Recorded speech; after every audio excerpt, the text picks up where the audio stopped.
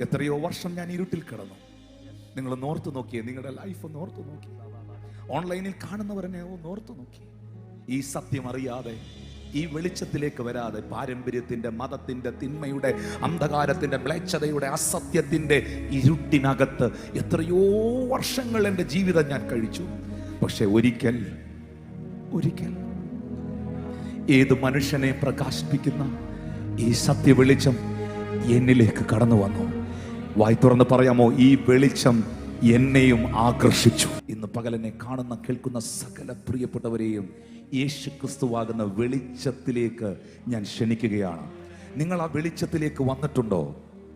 ആ വെളിച്ചത്തിലേക്ക് വന്നിട്ടുണ്ടോ? ഋഷിവര്യന്മാർ ഒരു സമയത്ത് ഈ ഭാരത മണ്ണിൽ നിന്നുകൊണ്ട് പാടിയ സ്വതോമ ജ്യോതിർഗമയ മൃത്യോമ മൃദംഗമയ, ഞങ്ങളെ ഇരുട്ടിൽ നിന്ന് വെളിച്ചത്തിലേക്കും ഞങ്ങളെ അസത്യത്തിൽ നിന്ന് സത്യത്തിലേക്കും നയിക്കണമേ. അവർ പ്രാർത്ഥിച്ചു, അവർ പാടി. എന്നാൽ ഈ ഭൂമിയിൽ വന്ന് ഒരുവൻ മാത്രമേ പറഞ്ഞുള്ളൂ, എന്നിൽ വസിക്കുന്നവൻ ഇരുട്ടിൽ വസിക്കുകയില്ല. എന്നിൽ വസിക്കുന്നവന് വെളിച്ചത്തിൽ വസിക്കുന്നു, ഇരുട്ടിന് അവനെ കീഴ്പ്പെടുത്തുവാൻ കഴിയുകയില്ല. ഹല്ലേലൂയ. ഞാൻ ലോകത്തിന്റെ വെളിച്ചമാകുന്നു. ഞാൻ ഏതു മനുഷ്യനെയും പ്രകാശിപ്പിക്കുന്ന സത്യ വെളിച്ചമാകുന്നു. ഞാൻ ഏതു മനുഷ്യനെയും പ്രകാശിപ്പിക്കുന്ന സത്യ വെളിച്ചം.